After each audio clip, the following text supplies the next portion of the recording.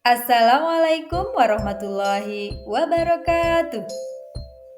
Anak-anakku semua, semoga kalian dalam keadaan sehat dan bahagia. Kembali bertemu dengan Bu Ida dalam pelajaran Pendidikan Agama Islam dan Budi Pekerti. Kali ini, Bu Guru akan menyampaikan materi mengenal haji dan umroh.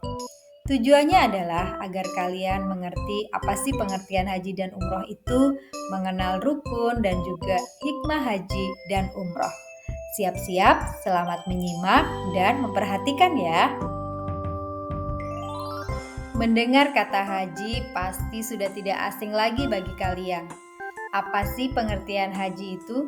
Secara bahasa, haji adalah tujuan dan maksud, sedangkan secara istilah adalah mengunjungi Baitullah Al-Haram di Mekah pada bulan haji atau bulan Zulhijjah untuk mengerjakan ibadah tertentu dan menurut syarat-syaratnya.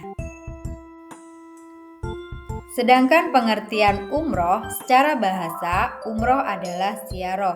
Secara istilah adalah mengunjungi Baitullah Al-Haram pada masa untuk mengerjakan ibadah tertentu menurut syarat-syaratnya. Lalu, bagaimana hukum mengerjakan haji dan umroh itu? Hukum mengerjakan haji dan umroh adalah wajib yang dilakukan sekali seumur hidup bagi setiap individu yang mukallaf dan berkemampuan.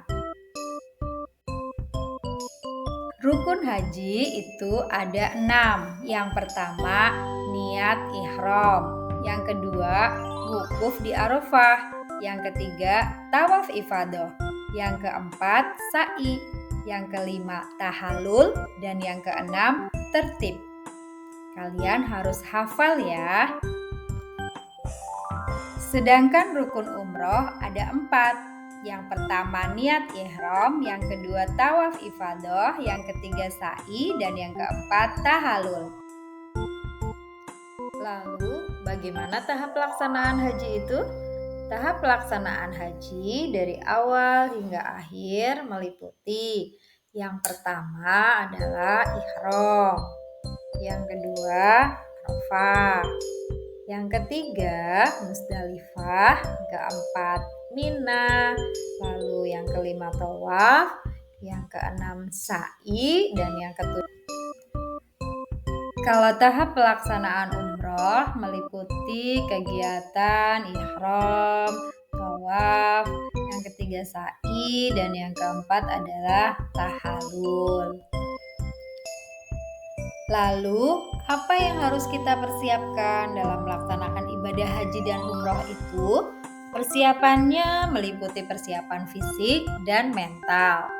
Pentingnya menjaga kesehatan tidak dapat diabaikan. Jamaah perlu melakukan pemeriksaan kesehatan secara menyeluruh dan mendapatkan vaksinasi yang diperlukan.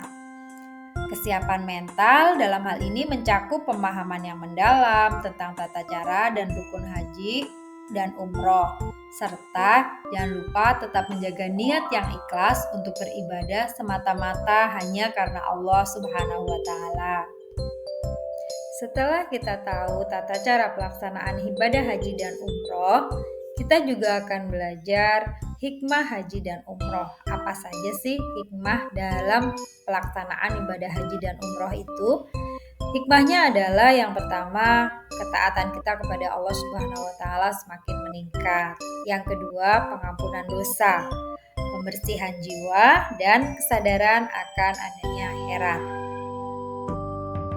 Baiklah anak-anak, tadi sudah Bu Guru jelaskan dari awal hingga akhir.